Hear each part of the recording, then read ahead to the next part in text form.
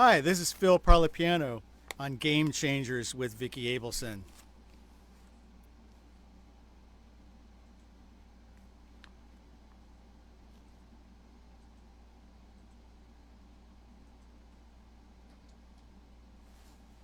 Phil, I left you alone. That's okay. I left you alone, but you know what it did? This is the first time that it didn't double the sound on us. Oh, Hi, excellent. Phil. Hey, how you doing? Did you introduce yourself and say that you're Phil Parlapiano? Yes, I did. It was Now, Phil, somebody was difficult. telling me today that your name means something. Yes, it does. What does it mean, Phil? It means speak softly. Speak softly. That is so beautiful. Oh, thank you. Where did this come from, this name? It's Sicilian, so it's from the little island, and there's actually I looked it up, and there's actually 3 streets that are called Parlapiano. Wow. Yeah. Uh-huh. And it actually is also in I mean, people say it in speech, and in the Godfather theme, if you ever listen to lyrics, it speaks softly, love, and actually they say my name there too. So Wow. That's amazing. Now I got to hope this doesn't do this again because I just screwed up a screen. So you're from the boot. Your people are from the boot. yes, the little ball at the boot. And so I want to know all about your family because I saw that incredible picture of your Right. grandmother. So how many generations removed? Okay, well, the picture of my grandmother is actually on my mother's side, but on my father's side, my grandparents grew up here, so my great grandparents came over from Sicily, and they migrated to very interesting places in United States. Was Tampa, Florida, Pueblo, Colorado, and Syracuse, New York, were the 3 places a lot of Italians went, and I think they went to all 3 of them. The family did, but my grandmother, my dad's side, grew up in Pueblo, Colorado. Strangely enough. Yes. Okay, keep going. Yeah, Yes. so That's all I know about her. okay, so your people, how did your parents, they ended up in New York. How did that Yes. happen? My dad had just gotten out of the service, and he was going into a stock brokerage. So he was, on Wall Street, Wow. and my mom was had always lived in New York City, and they met at a dance or something like that. Got married 6 weeks later. Get Strangely. out of Yeah. here. That used to happen a lot, What, did they stay married? Yes, they did. Stayed married. Not, I don't think they were happily married, but they stayed. They stayed married all through. When I was a child, they weren't so happy, and then after I left the house, they became very happy, and they stayed together for another 52 years until my dad passed. Yeah, Wow. So That's they were- crazy. yeah. I know.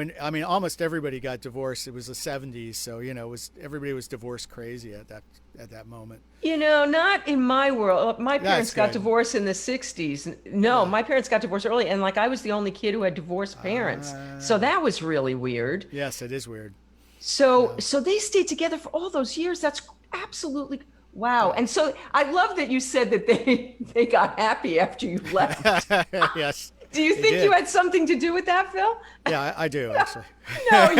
No. I think that's plus the grandmother that I have the picture of. Right. She was also she lived with us because it was immigrant family where the Right. mother-in-law lived with us, and I think my dad wasn't very happy about that.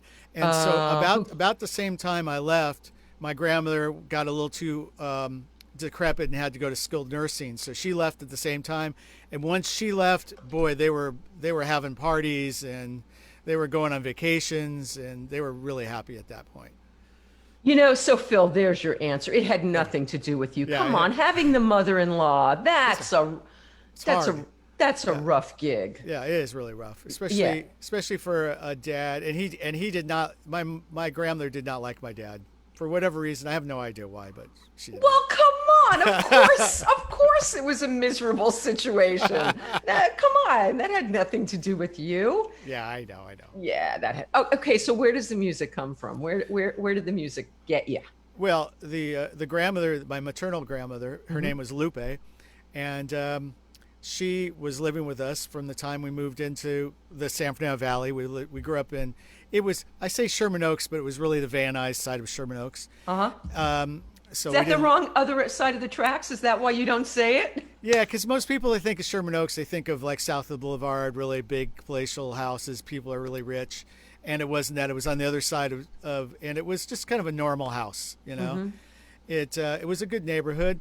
And by the time I was about 3 years old, I think I remember playing the piano about that time. Wow. One of my earliest memories. And my grandmother would always show me. And so by the time I was 4, I knew all the notes on the keyboard and I knew how to read them as well. But I didn't know the bass clef. Yeah, so that was always a problem. It still is a problem for me. I don't think so, but okay. I've gotten it better. I've learned almost everything I go through osmosis. I wasn't one of those kids that went in competitions or anything like that, and I didn't practice every day. I didn't do any of that. Everything I learned. No, I mean I was a little bit of a slacker. I liked playing, but I didn't like practicing the lessons. So everything I learned and everything I know is from just doing it and being with people and And I practice now. Practice now more than I did back then, actually. So what were you doing when you would have been practicing?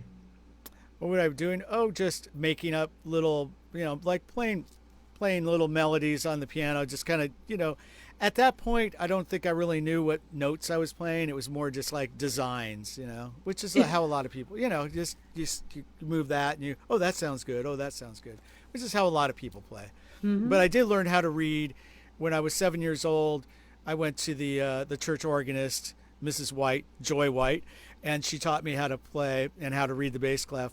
Because when I was at the church organist, when I went to it was the church school, and so when I was 5 years old, I went to the school, and every Wednesday we had church service, and we had to sit in the pews that were right next to the organ, which was a Hammond organ. And I remember just turning 5 and looking at my Mrs. White and playing the organ and thinking, that is what I want to do. Wow. And it just wasn't until much later that I realized that I kind of made a decision at that point. I ended up playing in that church when I was 18 or 19, so I played for quite a few years. So I played that organ. Yeah. So. Wow. Somebody just asked if the picture behind you relates to your family. Oh yes. So that is some kind of cousin or uncle. He's playing the clarinet, but back then when they took those pictures, they used to use props a lot. So I don't even know if he played the clarinet. Wow, yeah. I love that. That is hysterical. My father actually played the clarinet. I'm losing my thing here. I'm all wired up, everybody, because I have a Yeti X Blue microphone, which I'm showing you guys. The Blue's been so kind to give me a shock mount too, and I don't know how to use the thing. So your grandmother was musical. Was your mother musical, coming from your grandmother? She wasn't incredibly musical, but she did sing, and I would always on Sundays we would sing one song. The only song she knew how to sing was "Lover," which is Rodgers and Hart, I believe it is. Yeah. Wow. And it was in the key of D, so it was challenging for me. And then my dad, if he got the courage, he would break out his violin and play along. But wow, he was an orchestra, but he was very paranoid because he knew he wasn't great and his pitch was a little off, but it wasn't that bad. But he eventually he stopped playing because he was just too embarrassed, which is a shame. But, that is a shame. Yeah, Did anybody ever shame him musically that got him? I can't believe him. Did anybody ever shame him, do you think? It's possible because his uncle who lived where I'm living right now, and I have a lot of his stuff, he was a professional violinist, and it's possible that he might have said something to him at one time. Gotcha. Yeah, so somebody is on here named who is talking. He was Rod's music contractor for the tour. Stan is on here. Stan, okay. And he said that he dug you at the write-off room, is what he's saying. Oh, okay. Oh, very nice. I guess he came to see you. You've been doing, okay, so we'll leave your childhood for a moment. We'll come back. But I want to talk about what you were doing when the lights went out, as I say. When the COVID hit, What was your life like just before? Like, what were you doing? What were you playing? What did you have plans? Were you playing Oh yeah. live? Were you recording? What was going on for you? I was I that January we literally just came back from Europe. I was playing with Kiefer Sutherland, the actor. Yes, yes, Yeah, yes. yeah. And yeah, a lot of people don't know he's actually a pretty good Americana artist, like country rock, you know. And we had just been in Europe where he does really well, and we'd just come back. Literally, if we'd come back 3 or 4 days later, they probably would have stopped us in the airport and like made us wait and check us out because it just had started. Wow. So we already started working on a record before it happened. We went on a European tour for about a month. We came home, and then it all hit, and then we had a bunch of plans to do a bunch of stuff, and it all got put on hold, and it's still on hold actually. It's now. still on hold. Yeah. So what, okay, so the pandemic hits, the work gets stopped. Right. You've had all this stuff going on, the record was planned. What do you do? What do you do? You're in What did I do? lockdown now. What'd you do? It was actually quite fortuitous. Right before we left for this tour, like even just like 3 weeks, my mother passed away. Oh, I'm And so sorry. That's all right. Thank you. She was very, she had dementia, and she was not really the mother that I knew when I was growing up. And we just get in big arguments probably the most of the time, you know, because she just was, you know, and she would see things under the ground, and she'd be telling me, there it is, it's down there. Why don't you help me out? And I'm like, there's, you know, she was having hallucinations. So when she finally passed, it was kind of like a relief. But I had to go through her house, and it was just, you know, whatever, 60 years of being in a house. So I went through the house slowly, and I also went through my house too. So I spent probably about the first 2 months of the lockdown actually strangely being happy that I didn't have to be anyplace, because Wow. all I did was like go through papers, you know?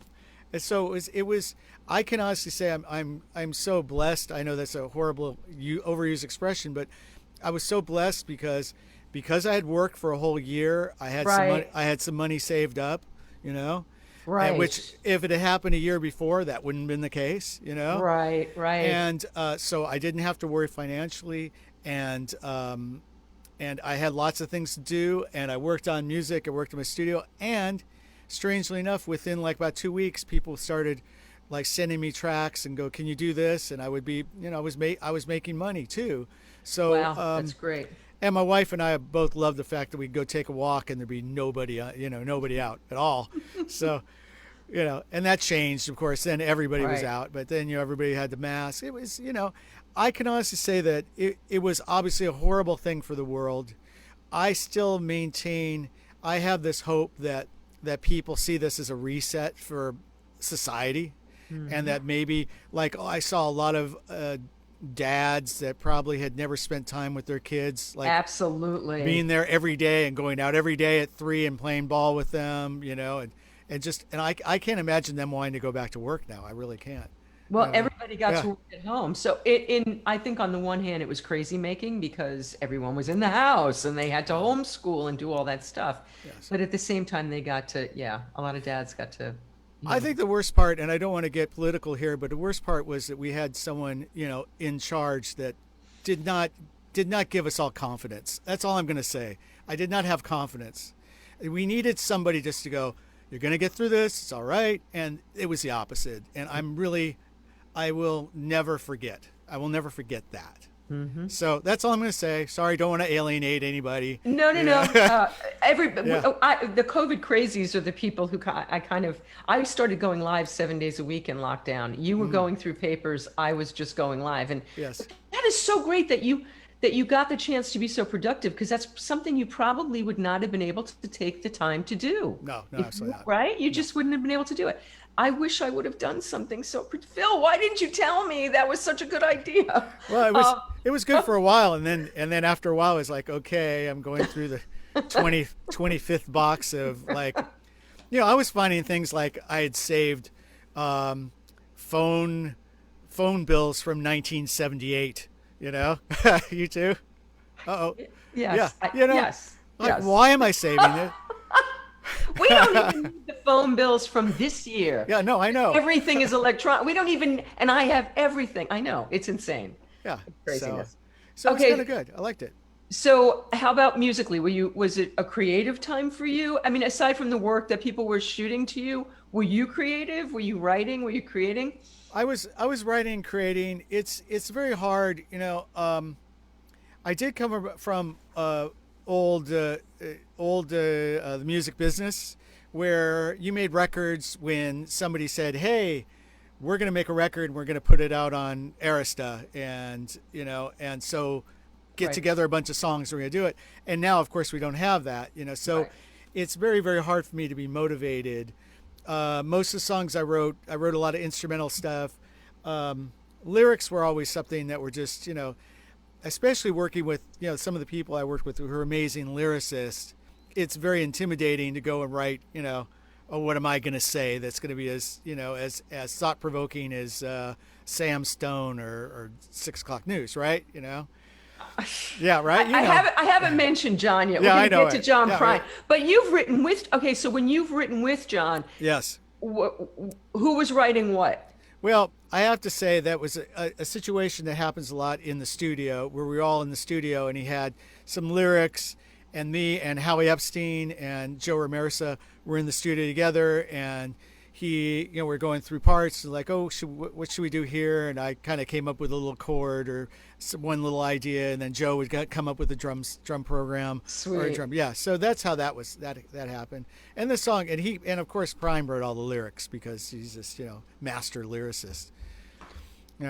Well, I haven't gotten into all of this, but as I was telling you before we went live, John Prine, my God, for like years and years, and we'll share some stories. And I can't wait to hear yours because he's such an enigma that I'm really curious about who the man really is. But I'm talking about Phil now. So, did you go to supermarkets? What did you guys do? Oh yeah. How did you handle lockdown? Okay, so I have to tell you that my wife Lori she is a supermarket. She loves supermarkets. So there was nothing that's going to keep her away from the supermarket. So so she went. I never went. The whole time.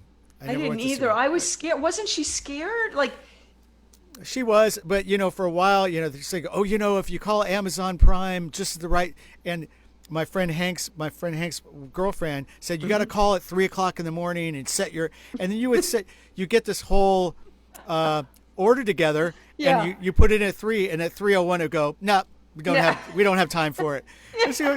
And then so she kept doing it. She never ever got an order from Amazon through. Never. it was all about Instacart for me. It was all yeah, is that right? about But I have to tell you, the advantage of that was they delivered to the front door. I have stairs down to my garage, so I never had to carry the groceries up, which now I'm not enjoying at all. Now that but I love being in the supermarket, so I can relate. So Yeah. what did you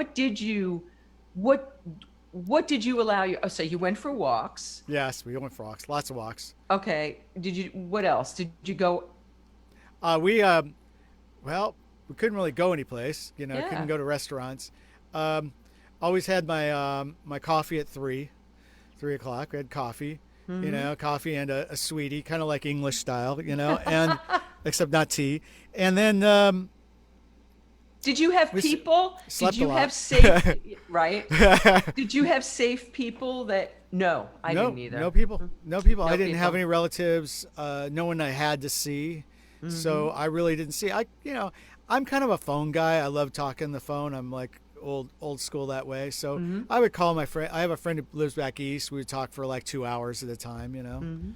Just about shooting the shit. Just nothing. The name of my show. Yeah. Did you binge? Did you binge like Netflix and stuff? My wife did more than I did. I did. I can't remember anything that I watched. I watch more now than I did back then. I was actually relieved because as a musician in Los Angeles, there's so many things that happen every night. Like there's things that happen over at the Ireland's 32 or at the Right Off Room or something like that. Right. And then I really don't like to leave the house. So the quarantine kind of suited you, huh? It was like, great, I don't have any place to go. I don't have to go anyplace. I don't have to feel guilty that I'm not going to a blues jam, you know? And I did. I was like, and then when the blues jam started up, I was reading Facebook about 3 months ago, and I go, oh no, they're starting it again. Do I have to go?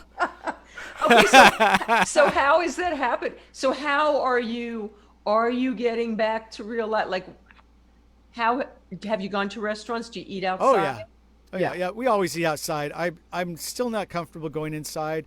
I have a few. I've played a few shows. I think we did one that there was no one at. I'm going to do a show this Sunday over at Bernie's place in Ojai. I don't know, you know about that. I love Ojai. I'm going on Yes. Saturday. Oh no, I'm going to miss you by a day. Yes, I know. No, a name named Perla Batia, I think her name. How you pronounce her last name. And she had done. She was one of the background singers with, and I will think about it in a second. He wrote Hallelujah. You know. Yes. See. 12 seconds and I'm not waiting. That's Paul Williams when he can't think of something. He says 12 seconds and I'm not waiting. And then it comes. Right. Yes, I know the answer to this, but yeah, you know. Yeah. Anyway, we'll think of it in a second. We're dumbasses because sorry. No, we're just old. We're old, and both of our parents died of Alzheimer's. My father. It's horrible. But hopefully I won't, because I do not want to go that way. But so we're gonna do that, and I did go to a party last week, and I was inside, and no one wore masks, and everybody was like hugging and kissing, and I was thinking, my wife was like, no, I'm not comfortable with this. Yeah, no, people just act like it hasn't happened. They act like it's over, and I understand it, but it's not over. In fact, I have two friends that went out for these gigs and have COVID now. They had vaccinations. You can still get it if you have the vaccination. I know two people also. Wait a minute. You know two musicians vaccinated got COVID. Yes. How sick are they? Not very sick at all. It's like, hardly at all, because they're vaccinated. So it takes the brunt of it off. I don't know. One of the people I know said that he's sick as a dog and that he can't even imagine if he wasn't vaccinated. And the other said it feels like he's coughing razor blades. Oh God! Doesn't sound fun. No, it's a heinous disease, and I just, once again, can I say how mad I am that people do not take this seriously? And it just every time I watched NBC yesterday because that book came out, and I don't have to tell you. Yes. And so then I continued watching it, and I found out what happened in the state that everybody loves to go to, Tennessee. Where they fired the woman who was the head, because she had said something that was on the books. She got fired, and all these anti-vaxxers not only want to say, don't get the COVID vaccine, don't get any vaccine. Okay? This is just ignorant. This is like, what? This is 17th century stuff. Phil, how can you do a gig? How can you do an indoor gig? How are you doing it? Well, when I do this one, I usually stay pretty far away from people, like pretty far back, and of course when you're on stage, it's fine. And I'm just taking a chance. I hate to say it, but I do a lot of I've always done a lot of meditation, and I have meditated myself into telling my body that I'm very strong. I know that won't always save me from everything, but I have hardly gotten sick. I've gotten the flu maybe 3 times in my life. So, I kind of know that I'm deflecting it from the inside out. Whether that sounds like voodoo or not. No, I believe in that. Yeah. Do you take a lot of supplements and stuff? No, I do not. Wow. Okay. I do not.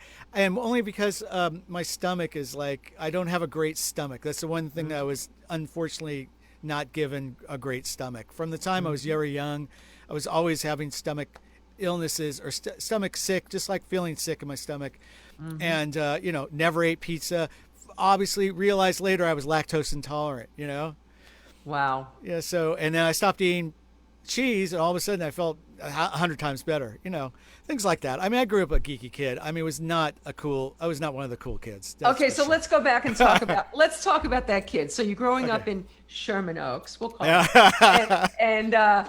So do you play sports? Are you all music all the time? What's your thing? Well, I went to because my mom was scared to death of public school, so I had to go to parochial school. So I went to a Lutheran school, which is not as bad as Catholic in terms of just ramming it down your throat. But at the same time, it was a time in the 70s where we had this thing called One Way Through Jesus. And there was this thing called Jesus People, which is basically like almost culty type of religious type thing. And so I didn't like go all the way with it, but I had a girlfriend who like was totally into it. She'd go to camps, Jesus camp, and all this kind of stuff. So I grew up with a lot of that, which luckily when I became later, I go, that's a bunch of crap, you know? Yeah. Sorry for anybody who follows Jesus. I mean, I don't think that Jesus is a bunch of crap, but the religious aspect of it is a little bit suspect. And so I went to a school called Laurel You have Hall. such a Jewish look, Phil. I know. And your name is Phil. I mean, know. if it wasn't for Parlapiano, anyway, I would have thought you were one of us. Go ahead. I know. Most people do. My wife is, you know, and I've always gravitated towards Jewish people. I mean, my whole life, it's like friends and such. But I know I was told that many times. But so I grew up in the church school, and I went to the school called Laurel Hall. That was also the school that Steve Lukather from Toto went to, and then he went to Grant. And I went to a Baptist school, which was a mistake in the world. But at my school, it was totally common. It was so small that if you did not play sports, I mean, if you were there, you played sports. Right. So I lettered in all three sports, basketball. Oh, wow. But I was not good. I sat on the bench the whole time. I did not. Come on. You can't letter and do that. You can. At my school, you could, yes. It was like if you showed up and did practice, you got it. And I think I was put in once or twice, but, you know, they never threw the ball to me or nothing like. So I did football, basketball, and baseball. But, you know, and then when I got to high school, it was like all out the window. I just had no interest in sports whatsoever. And to this day, I can honestly say that's one of the things that separates me from everybody else is that I know how to play sports, but I know nothing about, you know, popular. The professional. Right. Nothing. Yeah, but come on, that's got to be. There are a lot of musicians that don't know anything about sports. Yeah. You're with your people. No, I have two friends. My friend Bill, I grew up with, loves baseball, and of course Dan Navarro, who we both know, loves baseball. Who got to sing at the Dodger game he the did. other day. So yeah, good for him. Yes, I know. Yes. So I mean, that's kind of like his dream come true. Right. You know, to me it'd be like, great. How much it pay? Yeah. And none of the players would mean anything to you. And of course, yeah. Sandy Koufax, I remember him. See, I'm really dating myself. He used to have a bar in Van Nuys. That's what I remember too. Yes, he did. Right. Wow. He was there every night. So, really? Yes, he was there. Was he a drinker? He probably.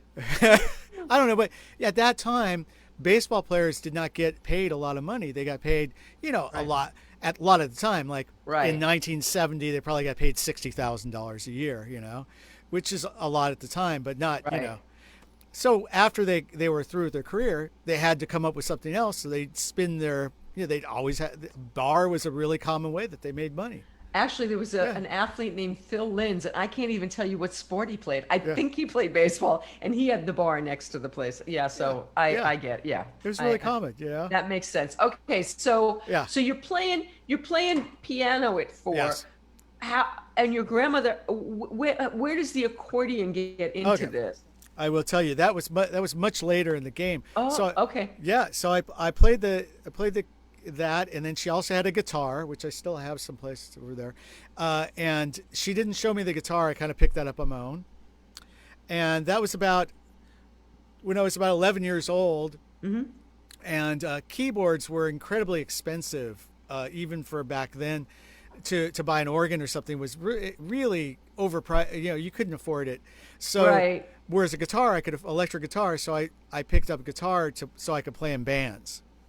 Right. And so I played guitar for many, many years in my first bands until everybody played guitar and I was able to afford a keyboard. And then it turned around that I got a bunch of work because I was a keyboard player and everybody played guitar. It's still the case, you know.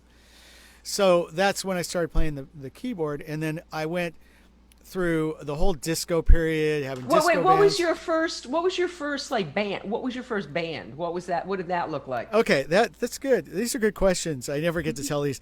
When I was about in 5th grade, that's when I started getting turned on to rock and roll music, because I had a carpool with this people that were older than me, and their mom always played KHJ. That was the pop station in Los Angeles, 93 KHJ, and that's when the first time I heard pop music for real. And I heard the Beatles. I heard "Come Together." I remember the first time I heard "Come Together," which had just come out, and it blew my mind. It really did. It was, what is this? The drums, the vocal, everything about it I loved so much that I became a Beatles fan. That's how I didn't become a Beatles fan by seeing them on Ed Sullivan's show. My mom watched it, and she said, they're a bunch of no talents. That's what she said to me. Yes. Wow. Because they listen to nothing but Rimsky-Korsakov and Beethoven and Peggy Lee and Andy Williams and stuff like that. We watched variety shows, Dean Martin, of course, all that kind of stuff. And so when I finally heard it, I go, wow, this is great. And then the record "Let It Be" came out, and I went to a music store. You were late to the party. I was totally late to the party. I got involved with the Beatles like when they broke up. That's when I got involved. Yeah. So my first record was "Hey Jude," which was a compilation of a bunch of singles. But "Let It Be," and that song came out, and I just loved it. I went to a music store, and I saw they had sheet music for "Let It Be," and I didn't realize that they did that. So I bought the sheet music, I played it, and then I got 4 other guitar players from my 5th grade. We were in 5th grade to play, so we could play at the music class. Because then it was really dodgy, because they didn't like anything that wasn't religious music. So in fact, one time the next year when "All Things Must Pass" came out, George Harrison had "My Sweet Lord," I was like, yay, I can play "My Sweet Lord." And I was going to do it at a church service. No, come on. Then you're going to say Hare Krishna. That was it. That was what happened. I was going to do a church service, and I was, they used to have every morning at school, they'd have the announcements on the, over. Right. Yeah. And so the principal comes on, and she's like, da, da, da, da, da. And it goes, and to the person who wanted to do "My Sweet Lord" at at church service, I just want to inform you, that's not our Lord he's talking about. God. And that was once again, I was 11 years old going, that doesn't sound right. I was, that's when it started, the cracks, And the cracks in religion, yeah. Yes. Oh, yes, yeah. Yes, No. Oh, so glad I did it. Because all the people I knew from back then, they got married and had babies by the time they were 18 years old. That was it. Yeah. So, wow. because they had to spread the word. And so we played. That was the first time we played. And I don't know any of those people anymore, but we all used to practice over at my mom's house. My mom in her infant wisdom was always she was like a stage mom, so she was always giving me advice, Like what? Yeah. This was bad advice, because I had all my friends there. We're 11 years old, and she goes, if you're going to do something like have a band, you got to be the leader. So you got to tell them you're the leader of the band. Right? I go, "Ma, I don't," and I was like, I don't think it really works like that here, And she goes, "Well, you got to do it, because otherwise you're going to be stepped all over your whole life." I mean, she's like telling me this when I'm 11 years old.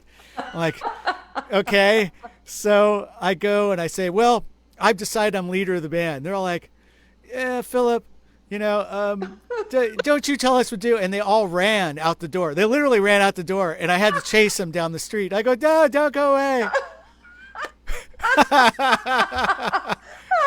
There's my mom. Thank you, Mom. Oh my God, that's hysterical. Yeah, she was great.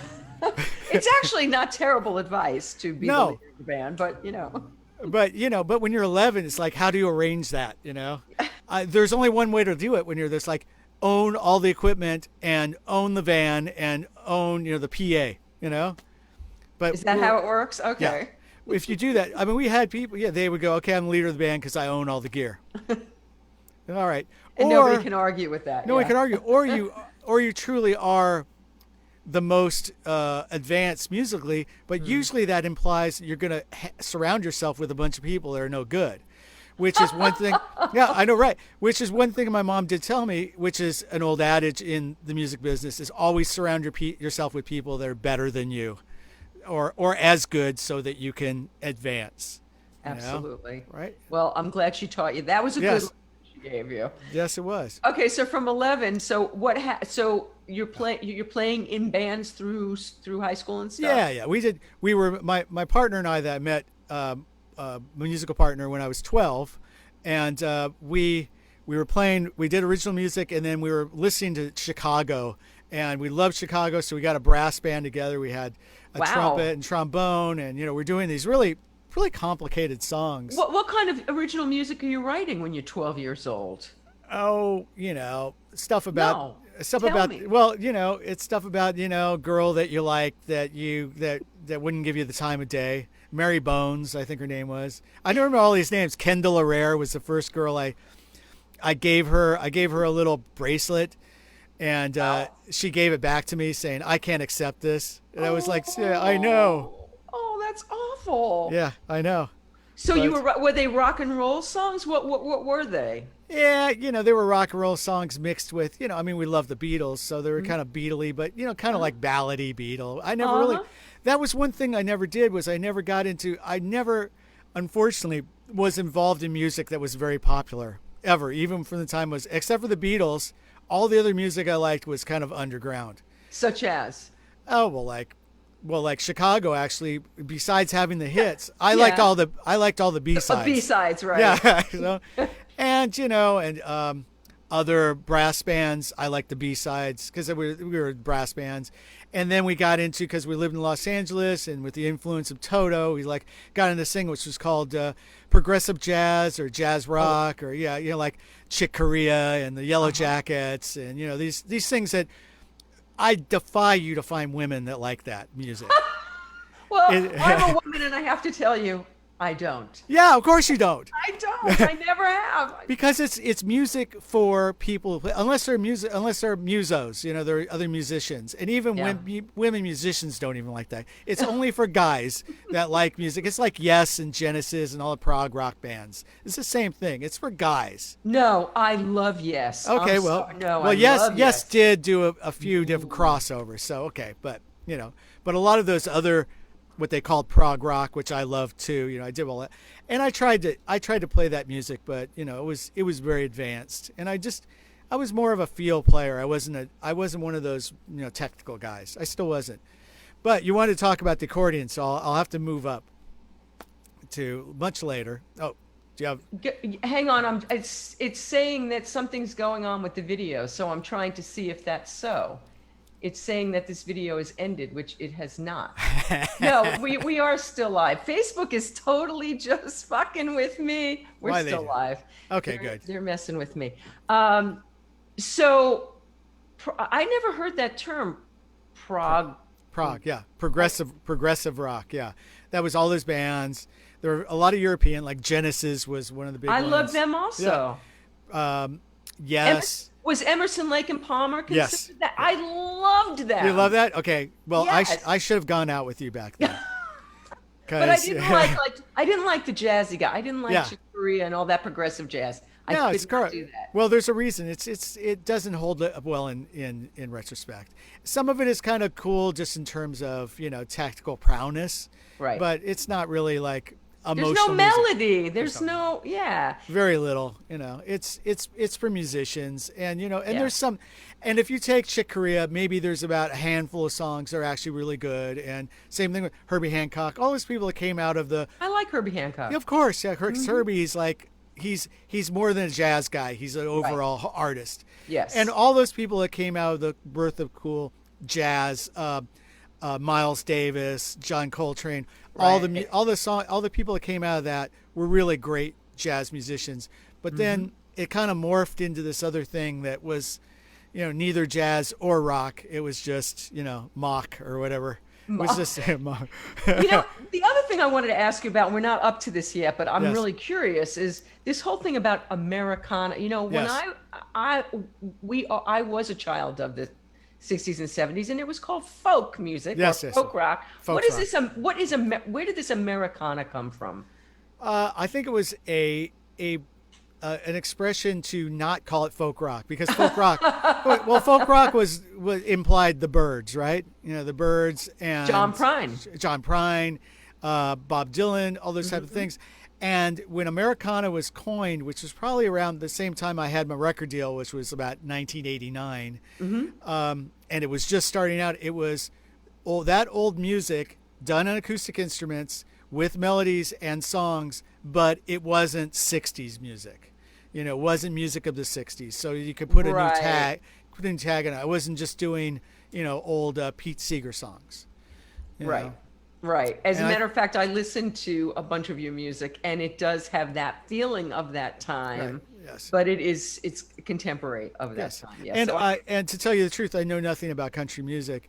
And I knew nothing about country music until recently. Of course, I know about all the, you know, legends of country music, but I did not play it when I was young.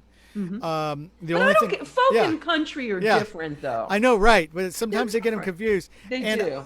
The only thing I did that was country was that we listened to a lot of, you know, I mean, the biggest country I would listen to would be like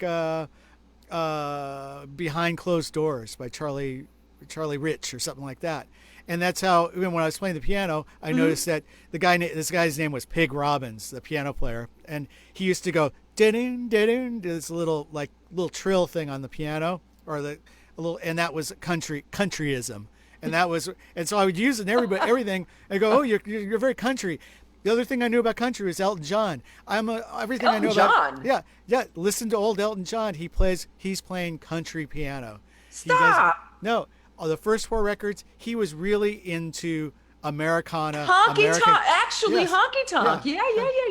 Wow. So I was lucky enough to where they had sheet music back then of Elton John's real, what he played on the piano, rather than some transcription of the melody. So I would learn what Elton was playing. I think Rocket Man was the first song I learned, and then I just learned everything of Elton John. That's how I learned how to play pop piano, because otherwise I wouldn't have been able to do it. I would have played some horrible form of jazz or something, which is what everybody was doing, and it's what the Toto guys were doing. That's what you're expected to do. Nothing about Toto. Toto, great, big success from the Valley. You know, Valley boys make success. They really are. I mean, they're huge, obviously. You know. Yes, and they are. Are really good. And David Paich is an amazing player. He did a session when he was 14 years old. He had, Wow. Diamond Girl by Seals and Crofts was him when he was 14 years old. What? 14 years old. Yes. Really? Yes. I think he might have been all of 15. Okay, so you know. Wow. Yeah. No, these guys were they were advanced. So. Wow. You know, yeah. And so, Phil, okay, so you're playing with your 12-year-old partner whose name Bill Bunk. Yes. is Bill Bunk, and Yes. you guys were called the. Oh well, back then we were called all sorts of things, but later later when we actually had a band, it was called the Brothers Figaro. And the Brothers Figaro got a deal. Yes, on Geffen Records from a guy named Jeff Fenster, and then we were turned over to Tom Zutaw, who's like the big guy who did Guns N' Roses and all those people. That wasn't really a good move, actually, because, you know, when you get tossed over to somebody, we knew at the time, if you get signed, I don't know if you know about this, you get signed by an A&R guy, you got to stick with him, because if he leaves, then everybody else is like, oh, you're old, you're somebody else's baby, I don't care. It happened to a lot of my friends in the Yes, 80s. a lot of my friends. And you get what you get is the 6-week. You get the 6-week term.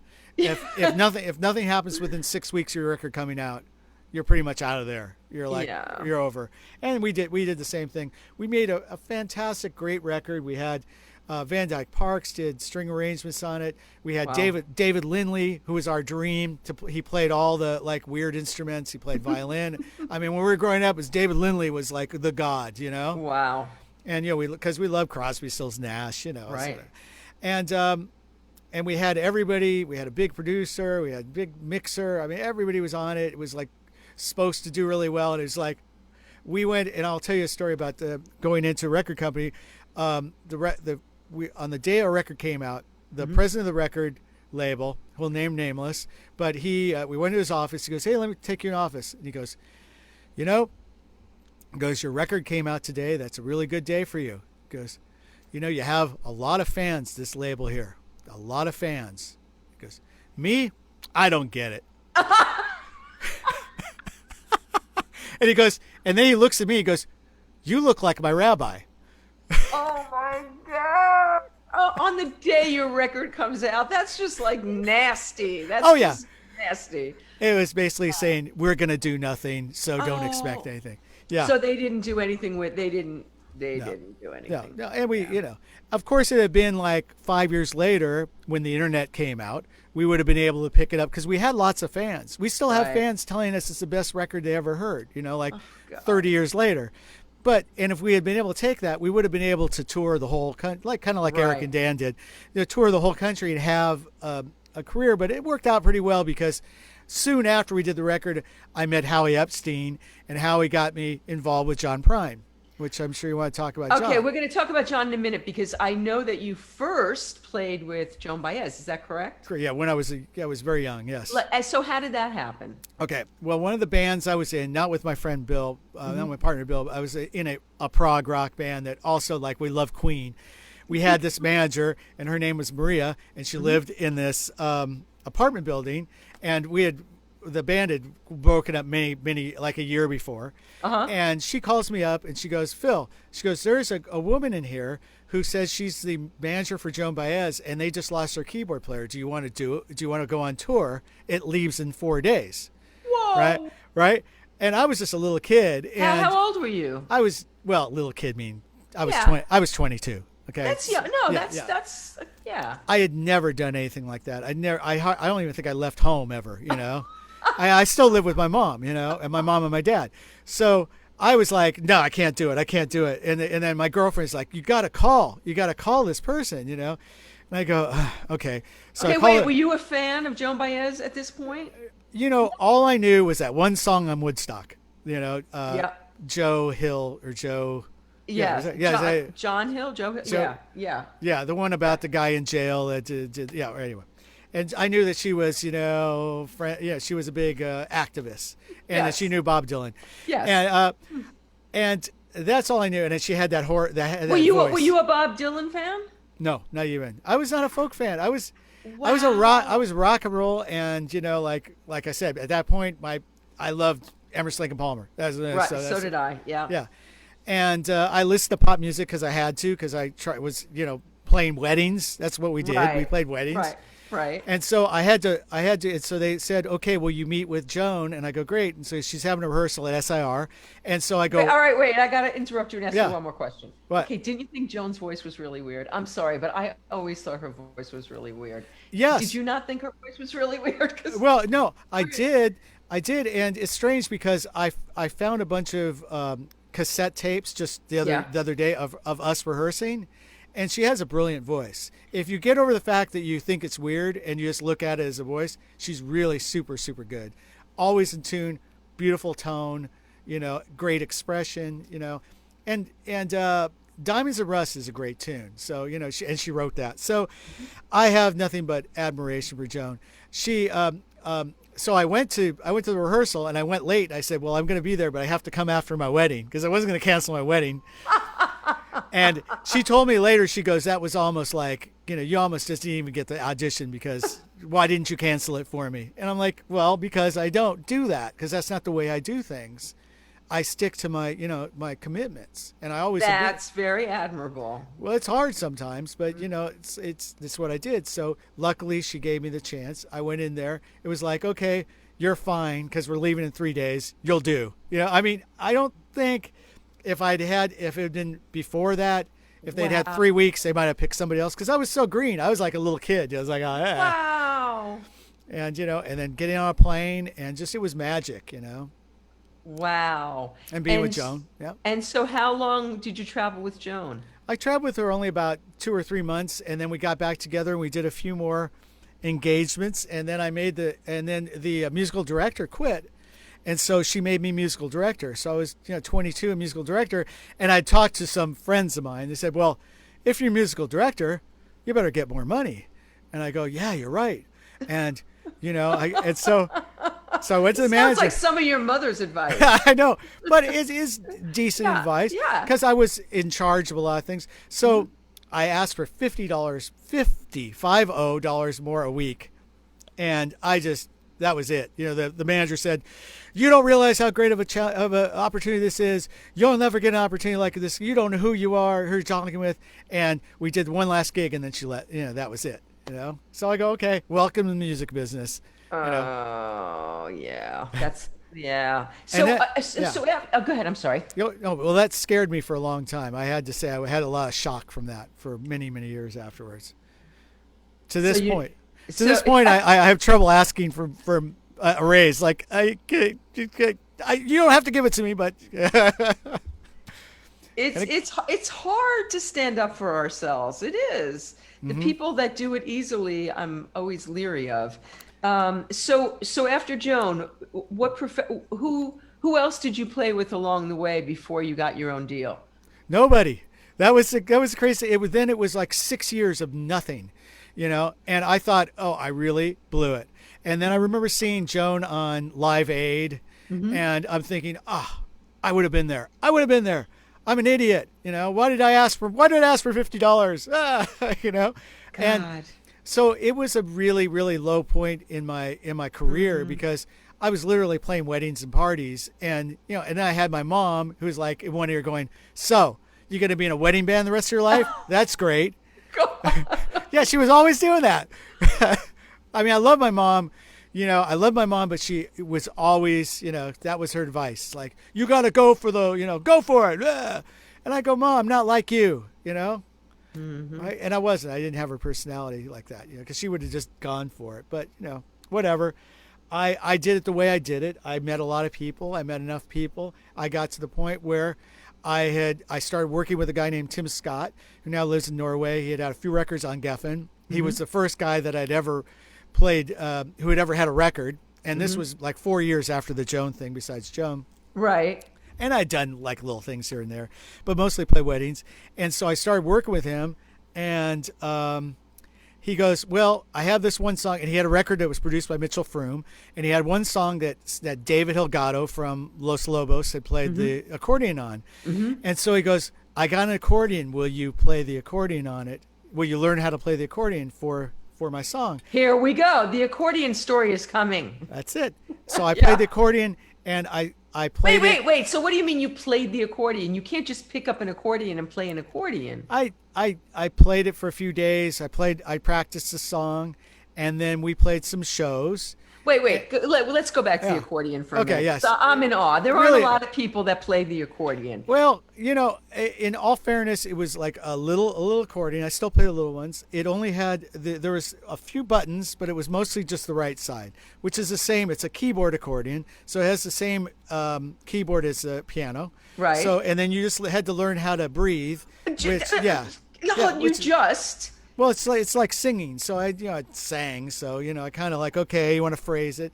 I picked it up pretty easily. I don't know. Maybe I was, I had a propensity towards it.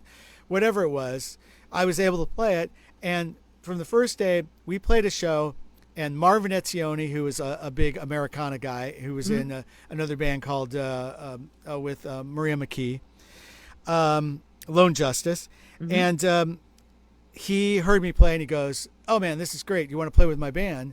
And I go, okay. So all of a sudden I was known as an accordion player, and people started calling me.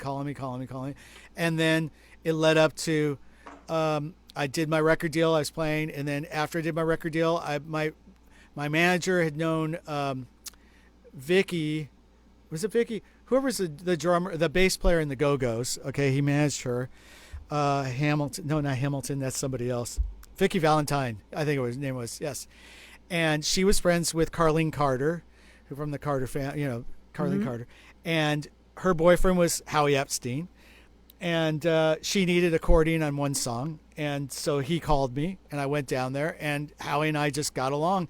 I didn't do anything. I didn't do any of the stuff that my mom does. I didn't schmooze anybody. I didn't buy him beers or do... because that's what it's like, or send him little cards with my name on it. And he he just took a liking to me. He goes, I want you to come down. And I played on 6 songs in the record. And then he called me. He goes, I'm going to work on John Prine's new record. Are you in? And I go, and literally all I knew about John Prine. No, don't tell me you didn't know John Prine. No. Go ahead. Is my partner, Bill. Yes. His wife at the time just loved John Prine. And they were at the show, the John Prine Live at the Coach House. Mm. And so he was a big fan. And so I'm gonna play with this guy, John Prine. I know that you know him. He's like, oh my God, he's great. He goes, you're gonna be in awe. So I go, okay, I knew that he was great. I knew he was. So went down, and Howie played me this song that I was gonna do, and it's called All the Best. And it's on this record, his comeback record, mm-hmm. which is The Missing Years. Mm-hmm. And Howie's producing it, and John was just kind of looking down the whole time like this, kind of shuffling his feet because he was embarrassed because he was listening to the song. And I listened to the song, and I heard the verse about, I know what love was for. You decorate love is like a Christmas tree. You decorate love is like a Christmas card. You decorate the tree, then you throw it in the yard. It decays and dies, and the snowman melts. Well, once I knew love, I knew how love felt, right? Talking about his ex-wife. And it was like he had just broken up with her too, so it was raw. And if you know John, he wasn't believe it or not, he wasn't a very emotional guy. He was like a guy. He was like a guy, I met him a couple times. Yeah. I would say that was the loved to smoke, loved to drink, Oh God, yeah. That's right. And so it was so sensitive, and I was listening going, this is either really brilliant or it's the biggest piece of shit I ever heard. And then it was strange. It was a strange thing because as I thought about it, while I was playing it, and as I was playing about it, I was like almost tearing up while I'm playing. It's like, oh my God, this song is so real and sensitive. And then of course, when I started playing with him, because then when he asked me afterwards, this is a funny story too. He asked me after, he's shuffling his feet because he'd always kind of look down. I don't know if you do this sort of thing, but Bonnie Raitt asked me if she'd open up for him, and I guess I should get some people to play with me, and I was wondering if you'd like to come and go on the road with me. I don't know if you want to, right? It's just like that. And I go, and without thinking, goes, well, can I bring my friend Bill? It's like, that's like asking for the $50. You were so lucky. That's like asking for the $50. Oh my God. But it went better this time. Oh, it went better. He goes, well, what does he play? I go, he plays guitar. He goes, well, have him come down. We'll play. And he came down, and he liked him. And so we ended up playing I played 2 years with Bill together, and he was the drummer. He was the guitar player and the bass mm-hmm. player for a while. And then we started a big band, and Bill did other things, and we did other things, and he got an all Nashville band. But for 2 years, I went out with my best friend because he was my best friend, and we got into adventures. We did all the adventures that you want to do when you're getting into adventures. I'm going on the road. Let's talk about adventures for a minute as far as John Prine. Okay, so I became a John Prine fan in 1974. My first husband was a maniac about him, and I thought I was late to the party. Right. And That's the Way the World Goes Round is my favorite song. Yes. Once again, his lyrics are It's hard. It's hard to believe that he's a guy and not sensitive. But I've met him, and so that makes sense to me. But his lyrics are. He always makes me cry. No, he is like all the ones, and then of course his partner, who wrote Souvenirs. What's his name? The guy who wrote the song about anyway, who I'm talking about. He helped get him signed, as well. Steve Goodman. Steve Goodman wrote. All right. He wrote Souvenirs. Yes. I saw them together twice. Yes, of course. Yeah. Like the greatest shows and I talked to them together afterward. Steve and my old man too. He wrote My Old Man, which is an amazing song, right? Yes. He did. He's written a ton of songs that I love. Steve Goodman. Yes, of course. And he died way too young. Too young. Yes. I didn't know that he wrote Souvenirs. I believe he did. If I'm not mistaken, I believe he did. Yes. So, but they were in the same vein. That's why you thought it was John Prine. So when I went out with John. Yeah, I would go, and I was all into my rock and roll phase, and I was just like, I'm like using my mandolin and looking out the audience and seeing who the cute girls were, doing all that stuff, flashing a green at him, doing all that rock and rolls because I was young. I was like 30, you know. So Are you playing accordion with? yes. With you Oh yeah. are. I played accordion and mandolin and I know you played mandolin. Slide guitar. Love And that's what I was. guitar. Yes. So I was doing those three, and I was just having a good time, and I never really listened to lyrics. And then one day I like sat back and I was like not playing, and I listened to lyrics, and I'm thinking, oh my God, I think I just know what the song is about. I just got it after hearing it like a gazillion times. So I go to John. I go, I'm listening to it was 6 o'clock news. 6 o'clock news. Like, is that song about? Because I have to admit, because we're all guys, it's like 6 o'clock news has this weird chorus that says, "Come on, baby, spend the night with me." You know, so you're like thinking, yeah, John, good one on. Let's get more songs like that here. You know. I'm sorry. It was early, it was early in rock and roll, and that's what, Right. what drove young men. Yes. And I never heard the rest of the lyrics, and then all of a sudden I realized it's a song about a kid who realizes he's the spawn of incest, and he kills himself. Like, oh my God, this song is so like meaningful, and I never even got it. So I mean, that's the way I always saw John, is that like, because he was such a dude. You never would expect that these songs would mean so much, and they did. And all of them. Yeah, all of them. There's not one that doesn't mean a lot. Sam Stone. Yeah. Yes. Yeah. Even Dear Abby, such a Yes, I know. He's just so clever. He was so clever. Yeah. So it made it very hard to kind of try to write lyrics after that, because you're like, okay, can I write a lyric as good as John Prine? Ugh. Wow, that's a big order. But nobody Yeah. writes a lyric. I mean, Dylan was political and social scene, but John Prine's lyrics were so personal Yes. and relationship driven. Yes, Like correct. nobody writes that stuff like him. Nobody. No, nobody. Yeah, I know. Yes. So tell me an adventure.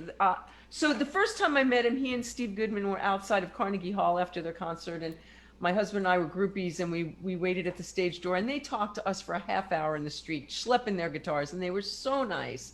Right. I met him later, like when you were playing with him Yeah. at the Ritz in New York, upstairs in the green room, and he was loaded out of his mind. Yeah. And it was so sad. It destroyed me to see him Right. that way. And Yeah.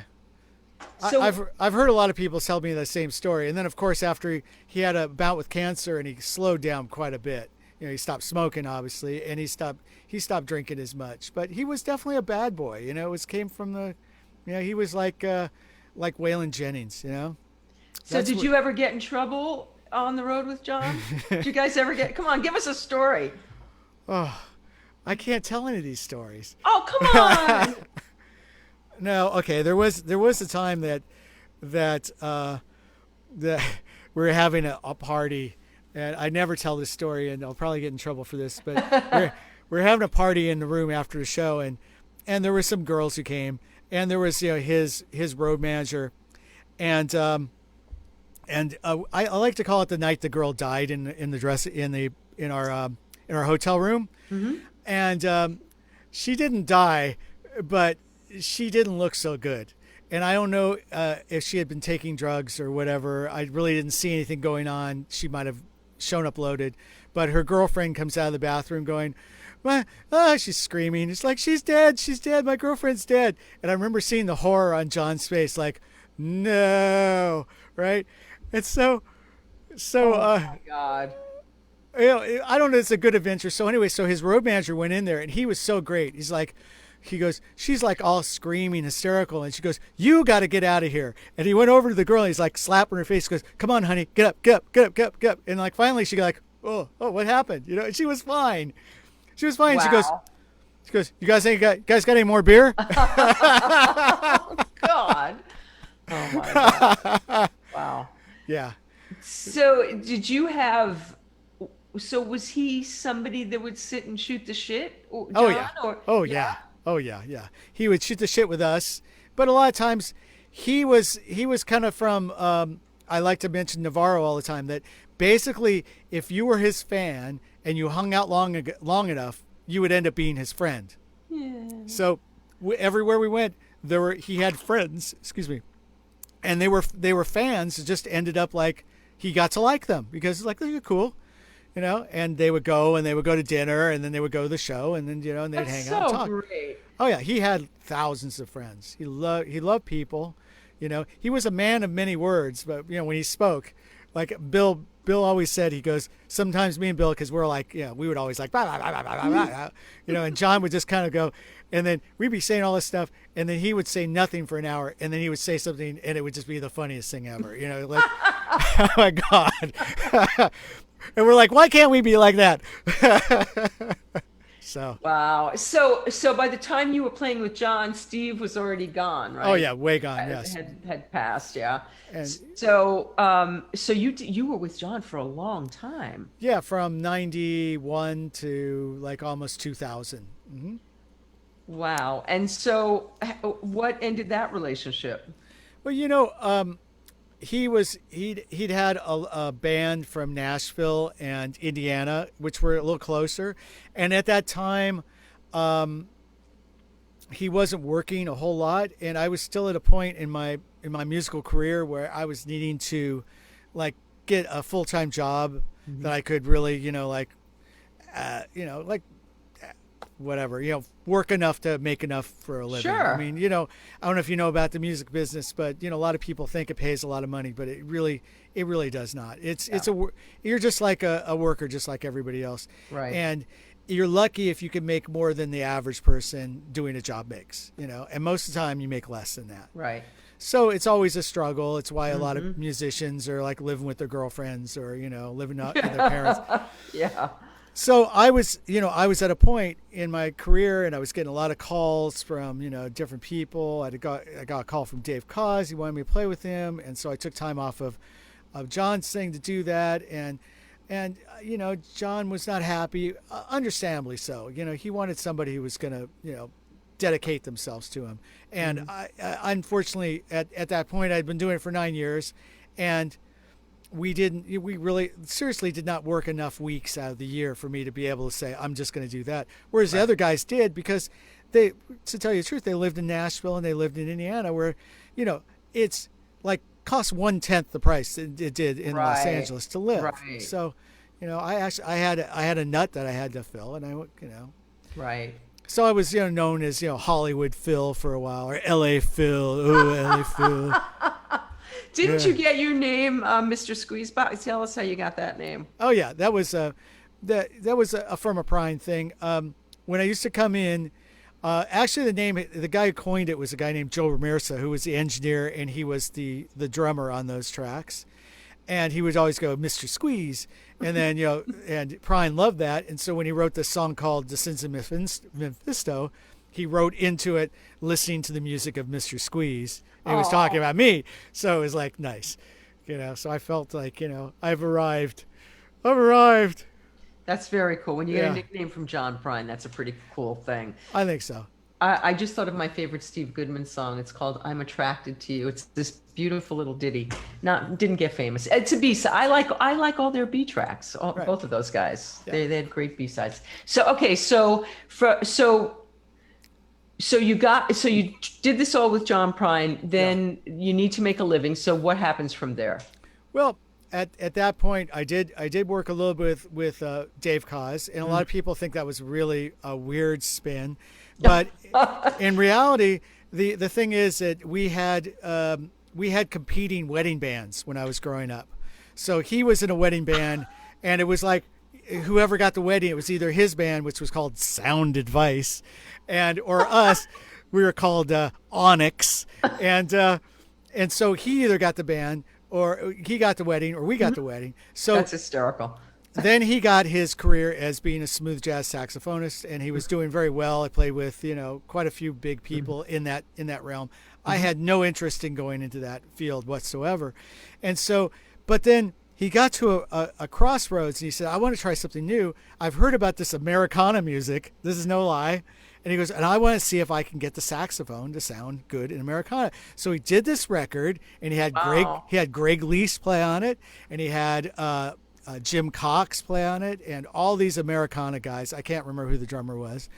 And he made this record that was very earthy, had a lot of acoustic guitar, had accordion in it. I didn't play the accordion. He didn't know me. He didn't think of me at the time. Jim played the accordion, and a lot of pedal steel, which was Greg. And Greg called me up and he goes, I did this thing with Dave Koz. He's looking for, Americana musicians, and he knows you already. He wants you to do it. And I go, I'm not playing smooth jazz, And he goes, no, it's good. And he goes, and so I talked to Dave, and I go, Dave, I know you. I don't play smooth jazz. I don't do this. And he goes, no, I want you to do it. I go, I'm really not the guy for this. And he kept, of course, then it came to money, and he kept upping the money. And I go, okay, I'll go down for the audition, And I got the audition, and luckily my friends all got it with me. So it was a guy, Bruce Watson, who plays with Foreigner now, and Doug Pettibone, who's a big Americana guy, and a guy named Steve O'Tharad. And we all were American. We all knew each other, and we went, and we had the greatest time ever. And we got in lots of bad adventures. That I cannot tell. Oh, come on. What's a bad adventure? Other than a girl maybe dying, but not dying. No. Oh, going out. I don't know, stupid things like hanging out all night with, transvestite and going dancing.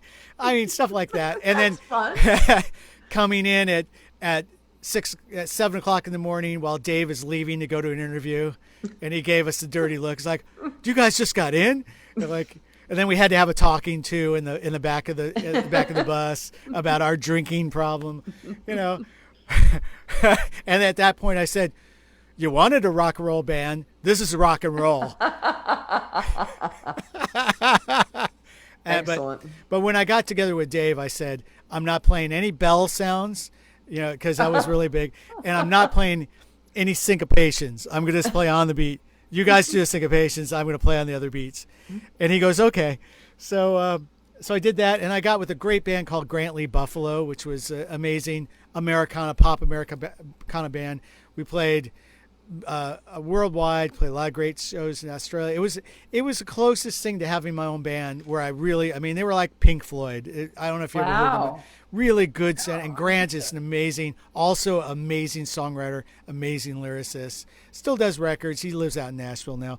But I love the music. Me and Bill both were in it, so Bill and I were able to play together. He played bass, I played the keyboards.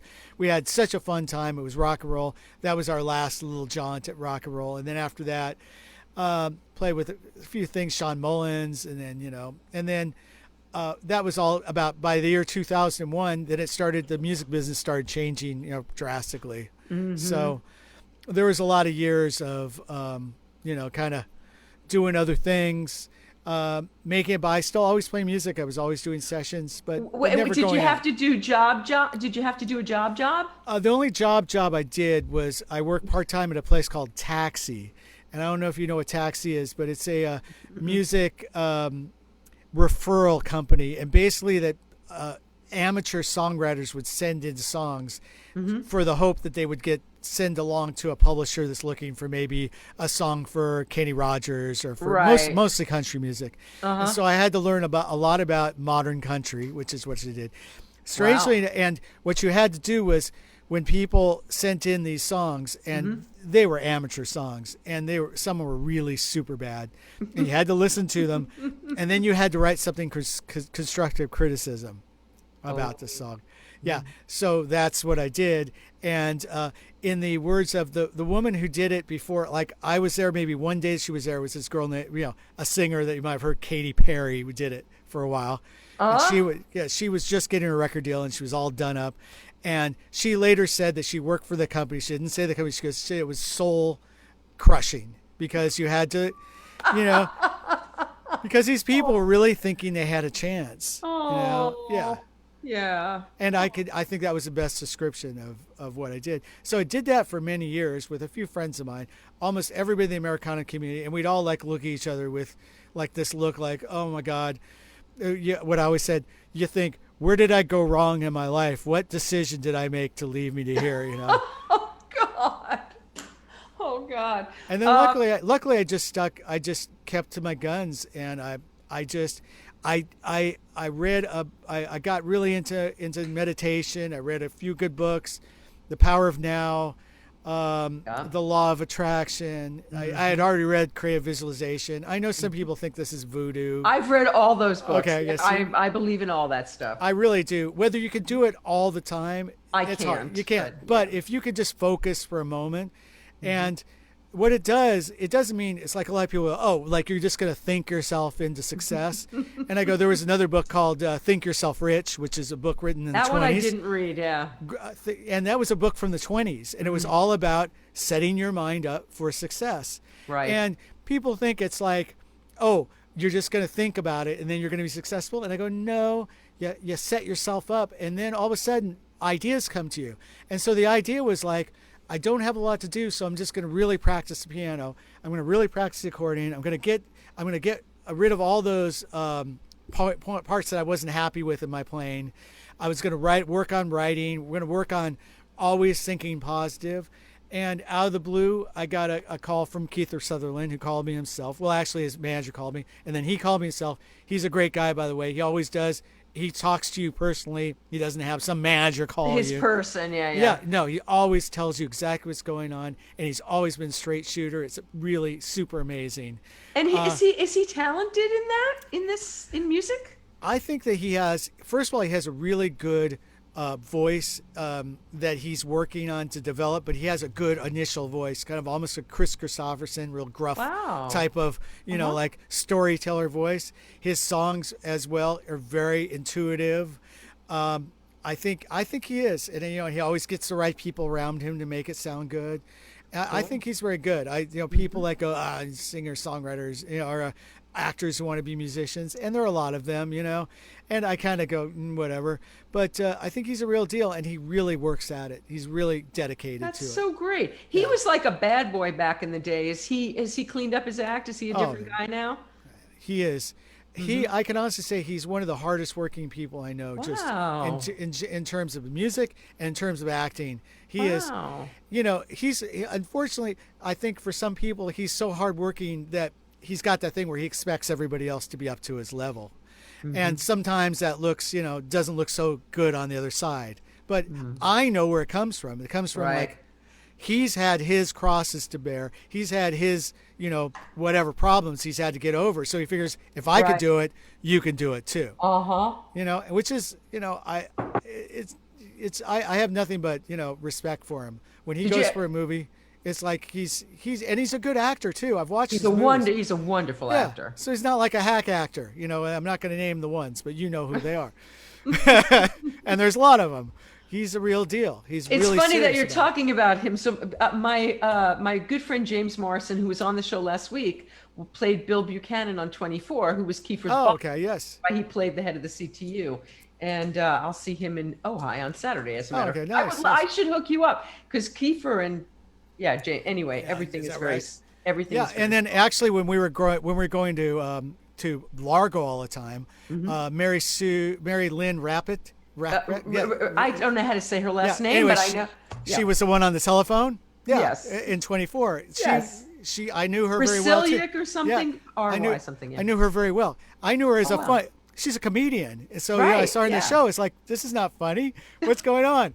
But so I knew there's only so many degrees from him that I knew, along with the degrees of Kevin Bacon, which I have met Kevin Bacon. So there's no degrees there. And I have talked to him. No, you have. I actually went to his wife's house to teach her ukulele because she wanted to learn the ukulele. How cool is that? Yeah. And then he came in. He was all like, checking me out, going, "Who's this guy talking to my wife?" He's like, "Hey, how you doing?" Like, "I'm Kevin." Like, "Yeah, okay." I kind of knew that, But they were totally cool, both of them. They were like, no problem. So. Kevin used to live with Tracy Pollan, who married Michael J. Fox. But my father's wife was Tracy Pollan's aunt. Oh. So he used to go to brunch and stuff with. Oh, okay. So everybody's got 2 degrees of Kevin Bacon. Oh, I know. That's why they make it up. That's what right. They say. It's just a thing. Yes. So, did you ever get to meet Donald Sutherland? No, I haven't. I really hope to. He's such a legend. And God. Still, I mean, he talks very highly of it. He still does 3 movies a year. He's like 83 years old or 84 years old. Mm-hmm. Yeah. He just still does. And he was in a really big show just recently. My wife watched it. I can't remember what it was. Yes. He was in the one with Nicole Kidman and Hugh Grant. Yes. The Undoing. Yeah, That's yeah, right. yeah. Exactly. I know. Yes, I, yes. strangely enough, I know him mostly, obviously, from MASH, Of and course. from the video he did with Kate Bush, because I love Kate Bush. Wow. Yeah, there's a video he did where he's like the scientist, the weird scientist guy, and he's great because he's He just, also has that yeah. great little role in Animal House where he plays Oh my God, are you kidding? with his naked ass. Yes. No, Right. you know what's really funny is that Kiefer told me a story because I go, that is my favorite movie ever. And he goes, my dad, they offered him a piece of the movie and he turned it down because he goes, this movie is not going to amount to anything. And he just took a pay. He goes, it was the biggest mistake he ever made in his life. Oh my God, that's great. Because he was the biggest star by He far. was totally the biggest star. Yeah. Yes, I know. That's crazy. And of course he was great. Well, his just his presence is so amazing. He's just got that face, He's anything Yeah. he does is amazing. He's amazing. Yeah, All yeah, right. yeah. So you've played with a lot of amazing people, and Yes. I want a quick story with each of them. Elvis Costello. What was oh God, Elvis Costello. What was that about? Don't know him very well. I've run into him twice. Once he was going to come to a Prine show when we played in Australia, I think it was, and he didn't show up. And I was like kind of disappointed, and I was on the side of the stage, and we did the second song. All of a sudden, two chairs come like on the side of the stage, on the side, and there's Elvis and Steve Naive, who's the most amazing keyboard player ever, and they're just sitting there watching me, like this, right? And so I met him afterwards. I was a little intimidated, but I played nonetheless. And then the second time was we did a show which was on VH1 where they take country stars and they mix them with rock and roll stars, and they play each other's songs. And I was with Lucinda Williams, who's not really country, but they called her country, right? Right.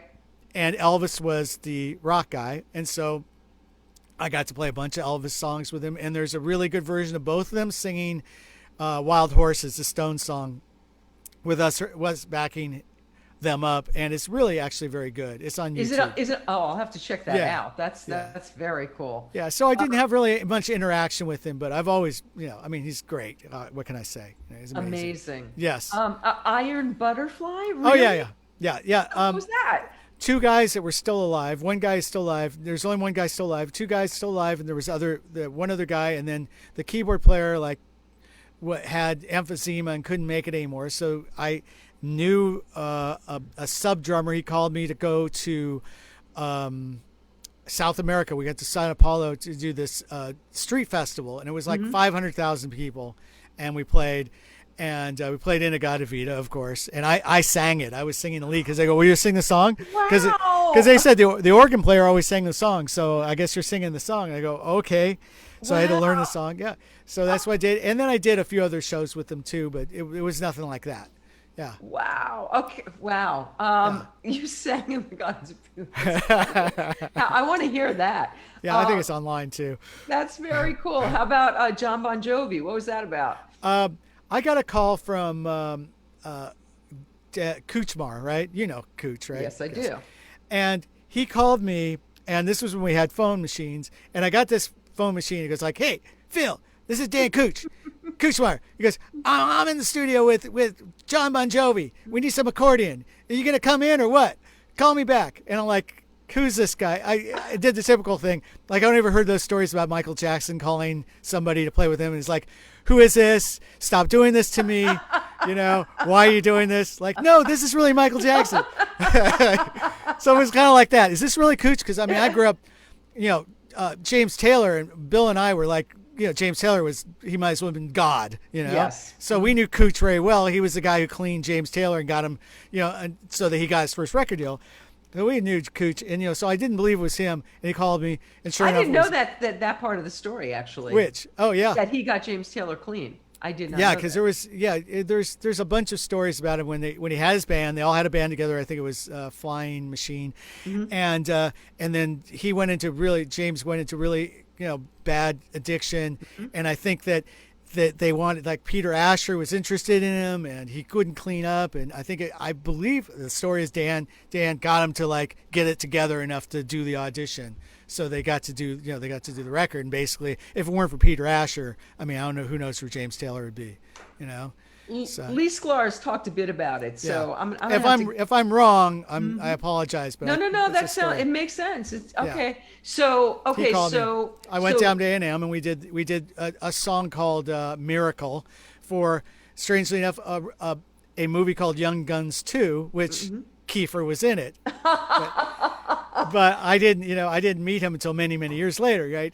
But the first time I ever met Kiefer was I was playing with John. I was playing with Rod Stewart, and he came down to the bar that we used to go to on 55th, and one of the guys knew him, and he was sitting at the end of the bar smoking a cigarette and drinking, and my friend was like, "This is Kiefer Sutherland." He's like, what? Like he was like it was like, okay.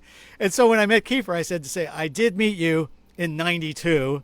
But, I didn't work with him until 2019. So, wow. yeah. Everything is so cyclical. Oh, no, it is. It is. So it's like it was, I mean, that's the thing. I hate to keep going back to this thing about the voodoo and the books and all that stuff. But the universe is an amazing place that if you just work with it, like creative visualization, you work with it, you set an intent, and it may look like it's all going to hell, because it does a lot of times, especially if you try to hang on too tight. And it's the same thing true with getting married. I never wanted to get married. I never thought about getting married. I never, and my wife just came to me, How long have you been married? We've been married 20 years now. There you go. Yeah. So, and we're still, even through the COVID thing, when we had to spend like practically 24 hours together, and all my friends were saying, I have to get away from my wife. She's like crazy, that every time my wife even went to the supermarket, I'd be like, I wish she'd come back soon. I don't know what it is. I don't know if I'm just incredibly dependent. She'd be mad at me. I don't know if it's just me, not her, but whatever. But I really do. She's my best friend, and I love it. I wouldn't have guessed that by when we first met, because it did not seem. How'd you meet? We met at a show I was doing with Dan Navarro and Eric and Dan, and also Dylan O'Brien. We were playing over at this Christmas show at the Hard Rock Cafe for the station that my wife used to work for, KCSA, which was the Americana station in the 90s. And she was there as one of the DJs, because she was a DJ. And for some reason, she was hanging out with Dylan O'Brien. And I saw that he was talking to her, and I thought, "Ooh, who's this cute girl that Dylan's talking to?" So I went over and started talking to her. And I got her number, because that's what you did back. You got people's numbers. Never called her. I never called her. She ran into me many months later, and she goes, "Hey, you never called me," which was her mistake. I go, "Oh, you noticed I didn't call you? Okay, well, now I know you dig me." So, and then, then we broke up about 100 times, and then we got married. So that's a good story. I like that story. We have a great story. Yeah. I believe all that, the hoodoo voodoo stuff, all the creative visualization and all of that stuff. You have to be really careful, what I found, in what you wish for, because if you leave something out, it can be crucial to the story. Yes, exactly. Because I always wanted to mingle amongst my heroes and be a part of it. And so I have, I've interviewed almost so many of my heroes. I never put money to that. I never visualized the dollars to go with that. Right. I don't think in terms of money, and that's been, your mother would be kicking me in the ass, because mine is, but yeah. Well, no, it came from, I think, that the time that we grew up. I don't want to say it's the hippie movement, but money was kind of a little dirty. It was not something you aspired toward. If you said, "Hey, what do you want to do with your life?" Well, I want to make a lot of money so I can be comfortable. They'd be like, "You're an idiot. I don't like you. That's not cool." Except the people who did think that way ended up making a lot of money, the ones that I know. And I wasn't one of them. But anyway, but I got to do what I love. So that's all. Yes, I know. Exactly. Yes. I mean, at the end of the day, that's worth every amount of dollars that your lawyer, I'm not saying your lawyer friends or whatever that just like are waiting for retirement. I have a school teacher friend I went to high school with, that he couldn't wait till he was 62 to retire. And I called him up. I go, "What are you going to do? Aren't you going to do another job?" He goes, "I am done, dude." Because I had enough working. I'm not doing anything. I'm going to go scuba diving and vacation the rest of my life. Wow. I go, I can't imagine doing that. I want to work. I want to be productive. Yeah. But, he was all burnt out. He was used up. That's what happened. I understand. You know, I'm not going to hold that against him, but that's what happens if you don't do something you love. You get used up. I think that's true. And speaking of something you love, so another thing that you do, Yes. you compose for TV and film. So, yes. you've had songs on a couple of shows that a friend of mine, Steffi Walden, did Felicity and Yeah. and Friday Night Lights, and you had songs in both of those. I saw. Yes. They were needle drops. They're nothing big, but you know, it's a matter of knowing the right person, the right time. That you know they're looking for what they call incidental music, or maybe music like that's on the radio when a guy's in the car. You know, Right. I do a lot of that stuff. I have yet to, you know, Snuffy, of course, is a legend. You know, I've never been at that level where I've had a few things I've composed for. I just composed 2 pieces for the last episode of Shameless, right? That's so fabulous. Yeah. And did meet Bill Macy. He's great, you know. And Indeed, and, you know, but it was. I have to tell you, it's all through people I know. And it's all through people I knew from years ago. You know, it's like, it is true. When you have children, you tell them, make your connections now because they will come back later. I mean, 30 years later. So like Barry, how did Barry come about for you? Well, Barry's I work with this because I work with this woman who her job is she has a roster of musicians to do sideline, meaning when a TV show goes, hey, we need a violinist. She goes, I got 3 violinists. What age do you want? Oh, 20? Okay, I got that. You want an older guy? Okay, I got that too. And she like gives them, you know, pictures and then they choose from that. So it's like you get put on a short list really fast, right? So how did you get your SAG card? What was the first gig that you did on screen? Oh my gosh. It probably was something like the Tonight Show or things like that. When, you know, Oh, wow. playing with an artist. I think I worked with Carlene, and then You get a SAG card when you play with an artist? No, you know what? It wasn't that because that was through the Musicians Union. Right. I really don't even know. I think I think I just done so much stuff, and then I did one last thing, and I just asked the question instead of going through the Musicians Union, which by the way, okay, can I go through SAG? Which is yeah. And Yeah. they go, okay, but you're going to have to join. And I go, okay, you know. And so I joined. And it was like $800, you know. It was like, so they took it out of my pay. And I've been, well, it was after back then, you know. And then Right. and it's so great. It's really amazing. I wish I could do more.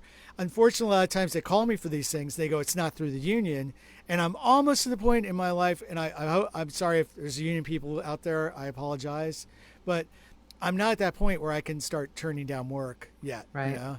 Right. I know like Navarro does, obviously, and because he's, you know, He's a union guy. He's he's the union organizer guy. I know he has to, and I understand Yeah. that, and as he should. But it's really sad how many people want you. There was a commercial that I didn't even try that hard because it was like, well, here's a commercial, and we need an accordion player. And the funny thing was, I knew I was going to get. It's like you're teaching your grandson how to play accordion. I'm like, grandson. Oh my gosh, am I that old now? And I'm like, yeah, you are. So, but it was like a buyout, you know. And I'm like, oh, what's the point in this? You know, I mean, I had friends who used to do commercials, and they would make a year's wages. Right. You know, Right. and it'd be like 10 years down the line, they're still making money. And I have Right. stuff that I did through the union, through SAG, that 20 years ago I did, and I'm still making like a few dollars every year. I mean, that is really the way to have a career Right. in the entertainment business. If you just pick up things, just side here and there, you're going to be, you know, you might as well be. And then I worked over a restaurant and did, you know, did tables. You make about as much money, you know. So it's, you know, you got, as they say, as Miles said, you got to really love it, because if you don't love it, you're not going to like it. So you're not. If you don't love it, you're not going to like it. I love that. Right. So, and I imagine, because the accordion and the mandolin, these are sort of unusual instruments, that there must be a market for you Yes. in sessions, right? Yes. People, yes. In sessions and in TV as well. You know, I'm on a short list, which is really nice. I know the 5 other people who do it, so you know, you probably do too.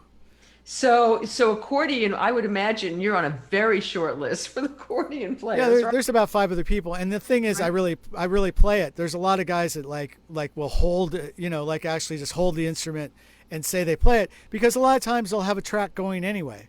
So, Wow. with the case of Barry, I mean, if they didn't get me, who I actually played, they were going to just get one of the other guys to hold an accordion. One of the extras. They don't call them extras anymore. They call them backline or whatever it is. Day players, I don't know. Yeah, day players. Yeah. Yes, right, exactly. And they were going to So do wait, that. I interrupted you. How did you get Barry? Tell that story. Oh, well, they had another guy do it, and through this woman that and he was a young guy. He wasn't right for it, but on top of it, he couldn't make the second date, and so they once again. This is the story of my success. They were desperate. They needed somebody. They needed somebody the next day, and so I met with the manager. I met with the line director, and he goes, "Can you play?" And I go, "Yeah." And I played a little bit. He goes, "Great." He goes, Are you okay with dying on screen?" And I go, "No, I'm fine." And he goes, "Great, you got the job." That was it. And the funny thing was that there was one scene, and believe it or not, I did not watch Saturday Night Live, so I did not know Bill. I didn't know Bill Hader from anybody. He just was another guy on set. Right. So, and then they told me, he goes, that's the guy in charge. He's the guy. Oh, really? Okay. And so I had to do a scene with him. And so he goes, okay. So the director goes, I want you to give me a look like, you're totally pissed off, but totally hurt at the same time. Right? Uh-huh. And I go, okay. And I have to tell you, I'm not an actor, I'm a musician. And so this was a little bit of a oh shit. And Bill was right there, like he was in the scene with me. So they go, okay, action. And I give the look, and Bill just cracked up. He was like, oh. He goes, do that again. I go, and I'm thinking, I have no idea what I did. I have no idea.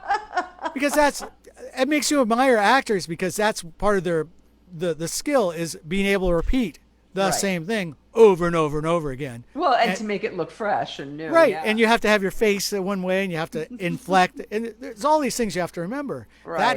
That is a real hard time, good memorization. And as a musician, I'm always like, just whatever's on the top of my head, I'm going to do, because that's the way I do. I'm not one of those musicians that learns a part. I like to keep it fresh every time. But luckily I did it again. And the second director, who had never said a word to me, she came over to me. She still didn't give a word, but she gave me a thumbs up. She was like, oh. I was like, good. I guess I'm not gonna end up on the cutting room floor. That's so cool. Yeah. So have you, since COVID, they're back in production and stuff, have you worked since the pandemic? I did something on like I said, on Shameless. Oh, that's since. Yeah, that was Okay. since. Yeah, we had to do a test every morning, and a test when you leave, and a test 3 days before, and and everybody wore masks.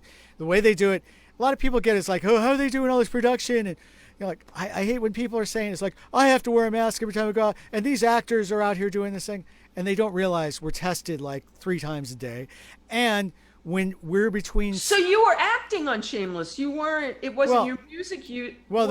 The music cue was me, and then I had to act like I was doing it, because it was a party, and I was the accordion player at the party, and there was 2 dancers that were doing Polish dancing, so I was like the Polish guy playing the accordion, doing a polka. My friend Scott Michael Campbell's on that show. Did you meet Scott? I don't know, which guy is he? He played his sponsor, Lip sponsor. Okay. He's the guy who runs the bar. Not the bar. He's a mechanic. He has anyway. I probably did. The only guys I really met was the guy who ran the bar, the real tall dude, and he's hysterical. He's really funny. He's really funny. Yes. And the girl that was with him, the Afro-American lady, and hysterical. I met both of them because they were the friendliest. They were talk to people. Nice. Yeah, nice. They were nice. Yeah.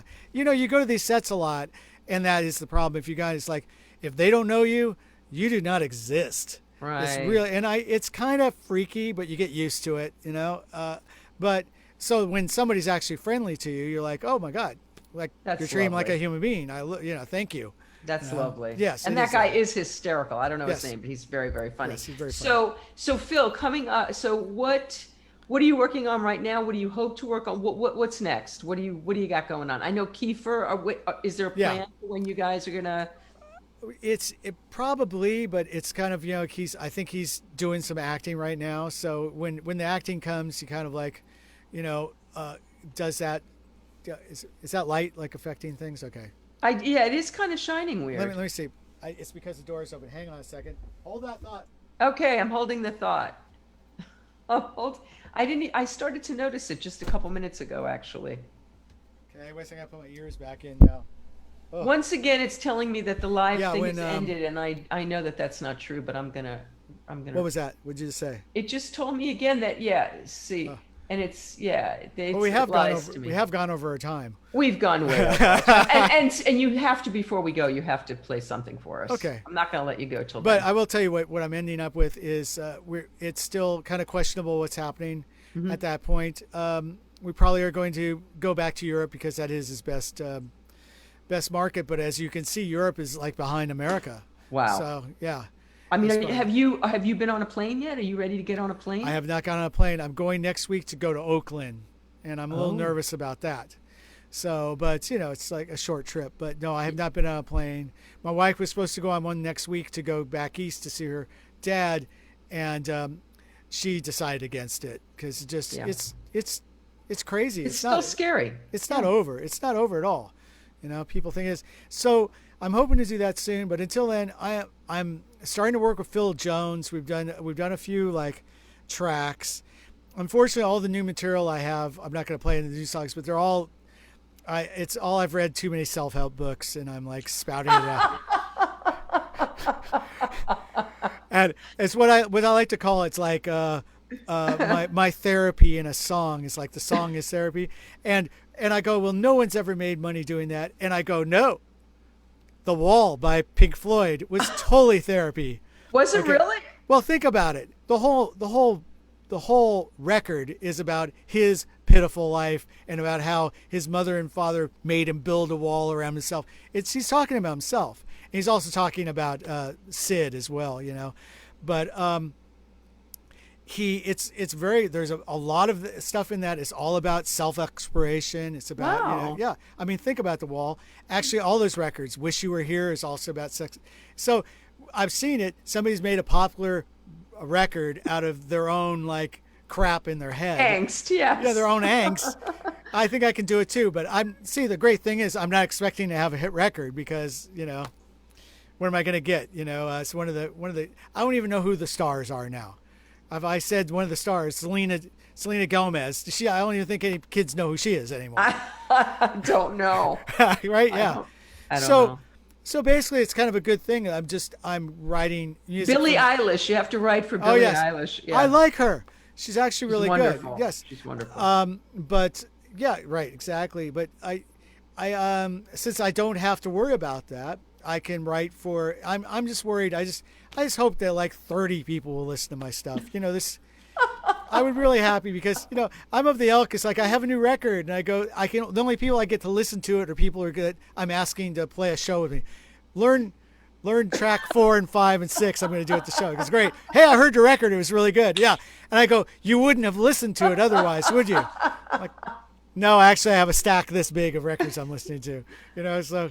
And, I went through the stack of records when I was going through all my stuff 20 years ago, guys that I haven't listened to a record. And I'm like, sorry. And I gave them a blessing and threw it in the trash. Blessing, throw it in the trash. Sorry, I never got around to listening to your CD. So I'm guilty of the same thing. We all are. CDs, with books, with everything. Yeah. Yeah, I mean, we know too many people that are in the arts. And, of course, that's why I do not want to play to my friends. I want to play to people I don't know. Mm-hmm. And they're very, unfortunately, I've got, like, I do a show on Facebook Live. I was just going to ask you to talk about it. Tell us about your Facebook show. It's 10 o'clock every Sunday. And why is it at 10 o'clock on Sunday? In the morning, right? Yes, in the morning, because I have a fan base in Italy that I met when I was with Kiefer. Italy and Germany and Sweden, particularly. It's all women around my age. Nice. That's nice. and maybe their daughters, hopefully. And and they like the stuff. And it's more me talking, and I try not to belabor the point, but I talk a lot about these books I read, and about, especially in COVID, I was saying that people are being very negative. You have to think about positives. You have to be, it is going to pass. Things are going to pass. You're going to be better off for this. The world has had a reset. The 2 weeks after COVID hit, we went into lockdown in Los Angeles. I noticed that you could hear birds again. They all came back out. You know what I'm talking about? Absolutely. Because they were going, oh, it's safe.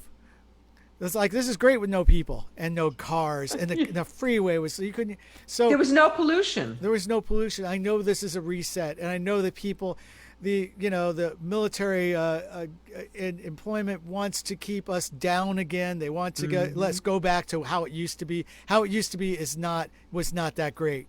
What we need to do is think about what's going to be good for us, what's going to be good for the universe, and it's going to be good for everybody. And newsflash, it's going to be good for business too. They're not going to lose their money. And it's going to be good for Donald Trump and his friends too.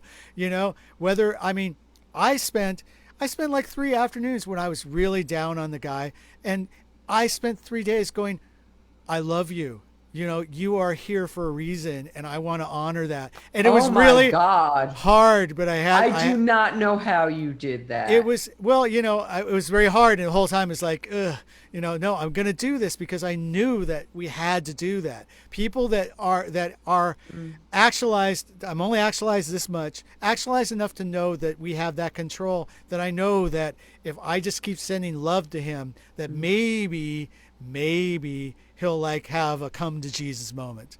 Not the real Jesus, but that where he'll kind of maybe just back off a little bit, and the people around him too. And I know that people think I'm a dreamer for that, but I don't think it is. I think that's just the way the world works. I think that the world is full of love. That is what it is. And the aberrations, these are aberrations by people who don't understand that all they have to do is peel off the onion and the love is there, Go ahead. Go ahead. You finish your thought. Oh, I feel sorry for him because he lives in a horrible world. I really do. Because he doesn't have love in his life. I can't see him having love in his life. So, whatever. I send him off with that. I hope that maybe one day he'll have that.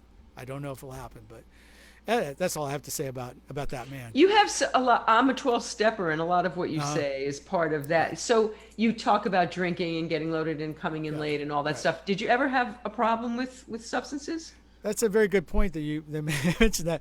I've been sober since, I haven't drank. I can't say I'm sober. I still I take medications. My wife is totally sober for like 26 years.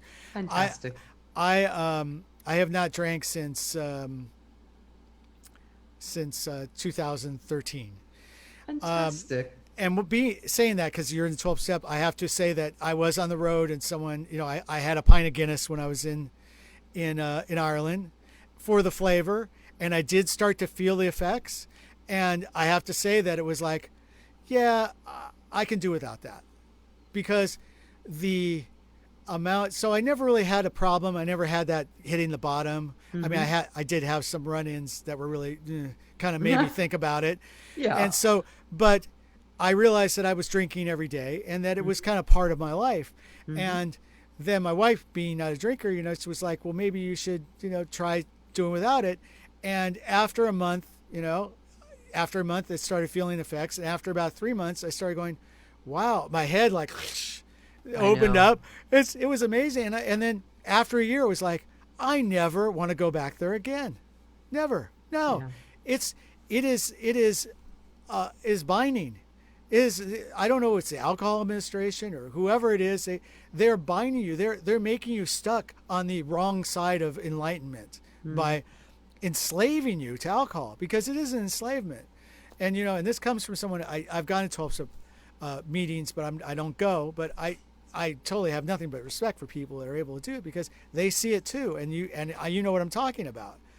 You see how I feel so much better and all these things. The power of now. I could not hear that if I hadn't quit drinking. I could not hear that. Oh, so all of this enlightenment came to you after you got sober, after you stopped drinking? No, I've been on a path of enlightenment since I was 16 or 17. I started reading those books, but that's when it really like became fine-tuned. It's like, oh, I get it. They're Interesting. we really do have power over our lives. We do not have to be victims of things that happen to us. If I don't get a job, it's not because I'm a horrible person. It's because there are other reasons. It's not about you. That's not It's your not about job. you. There's yeah. It's that it wasn't meant to be. It's like I can't remember the name of the book. The four rules. The four not the four questions. The four Yeah. yes. By Miguel. Yes. Yes. Yes. Yes. We'll know right after this. Shit. Anyway. And was it Leonard Cohen who wrote? Yes. Yes. It's Leonard Cohen. Anyway, Okay. but so Pearl has played with Leonard Cohen, who's He's another John This is Prine. going to drive me crazy. The four what? The four somebody. Agreements. Agreements. Thank Yes. you. And one of them, of course, is don't take it personally because it's not about you. And in fact, it's a really egotistical view that it's always about you. That's just Right. thinking that the world revolves around you, and it does not. There's what is on people's minds is mostly what's going in their head. Exactly. Nothing is personal. It's always somebody else's shit. Yeah. It's always our own shit. Yes, Yeah. I agree with that So completely. I mean that is that's hard one to take, and I try to help other people that are having trouble with that because they go, why do people mean to me? Why is it? It's like no, you got to look inside. Why are you allowing this to bother you? First of all, and know that they have problems and they're in pain, and if they're getting aggressive with you, maybe because it's like it could be as simple as you remind them of their mother, and all of a sudden you said something their mother would say, and they're getting mad at you because they're getting mad at their mother, or they're having a bad day. They're just having a bad day. Exactly. Yeah, so unless you do something really, aggressive towards another person, and then they're giving it back to you because you did it to them, then maybe you could take it personally. But even at that point, it's not personal. It's still not personal. Yeah. So that's what these are things I learned, and these were things that are been here since the dawning of time. And it all, if you are enslaved to alcohol, you're enslaved to these things, these ideas that you're a victim, you will never be happy. You will never be happy. You could have $3 million in the bank and you'll still be miserable because you'll think you need more. So I just try to get that. We're getting up to that point. We're in the same generation, and we're looking at the end of our lives. I mean, I don't mean to get macabre here, but you can see it, because you can see back really far. So you don't want to spend the rest of these days like in those places where you're just negative. Why? There's no need. And that's where I'm at. Anyway, wrapped it up. Do you want to hear a song? So I want to hear a song. So Phil, I've loved chatting with you and getting to know you. This has been absolutely a treat. Thank you. Thank you so much for doing this. And okay, so what are you going to play us out with? Okay, here's the song. It's on my last record, which is called The Mordacious Mr. Squeeze. It's a song called This Road Is Not My Own. Actually, I wrote the instrumental version. There was an instrumental version that I actually threw to John to write words to it, but I think it was a little too, it had too many chords in it. So he did. But it's a song about, you hear that? Okay. Yes, it sounds great. This is a song about what happens when you and your friend like the same girl. Yeah. Back when it was relevant to write about girls and love and all that. It's like I can't write about that now. It's like what are the most popular songs? They're always about romance. I go, if I wrote this song about romance now, my wife would be like, "Who's that song about?" Wait. And you have to go, "No, I made this up." I'm like, it's like artistic, All right. Because I'll leave you with this, and so that's what the song is. But my friend and I, we always just take artistic license. He always have like some girl he kind of liked, and he would write a song using their name. But of course, the song had nothing to do with them, right? It was just like fantasy. Right. And I think it was twice. The girls heard the songs. They ran for the hills. They were like, "Stalker, crazy person." Oh. And he had to like, "Oh no, it's a song. Wait, I guess." And I'm like, "That didn't work, did it?" Like, no. He thought he was going to be all, "Oh, Vicki, every time I look in your eyes." And she's like, you're freaky. Stop now. That's hysterical. That's excellent. I love it.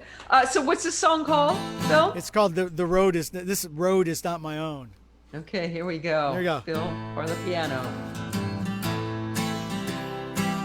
I'm gonna pull one of these guys out. There he goes. That's much better.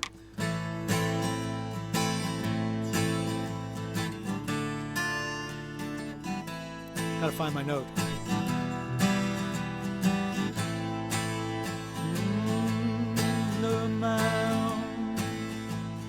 Last time that I saw her was the last time that I cried. She filled my head with so many ideas and I went numb inside. More and more I lose control. This road is not my own. Oh, and every night I can't face going home.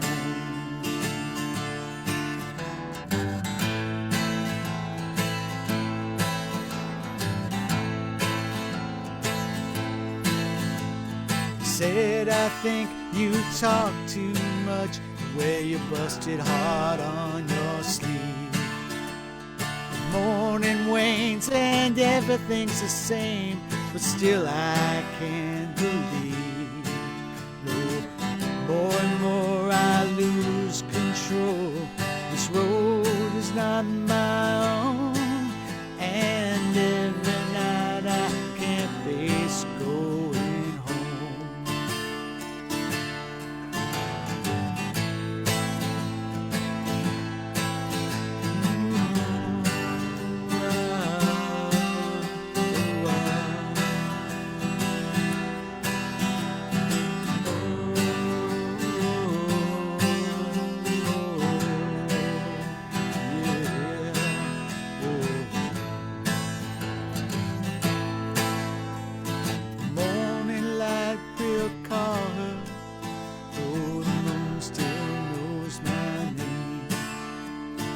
Never outrun this early rising sun that keeps me at its game.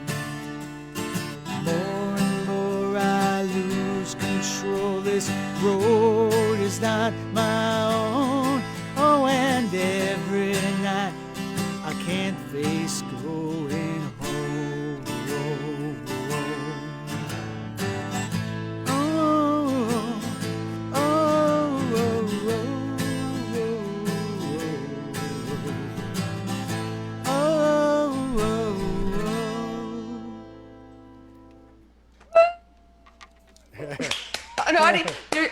Only my applause can be heard, but they're applauding all over the world. All over the world. There's 30 people that I'm hoping to listen to my songs.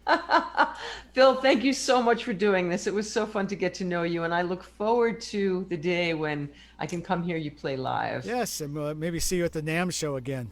Yes. Oh, God. Will there be one? You know, who knows if there'll be one this year? I mean, next year. Next year? Yeah. There wasn't last year. There was the virtual one. I didn't go to it. I didn't do it either. No. We'll see. Yes. But maybe I'll see you before then. Maybe at a Navarro show. I would love that. Thank you for having me. Thank you, everybody out there in TV land. Thank you, everybody. And thank you so much, Phil. See you soon. Take care. Bye-bye. Bye-bye.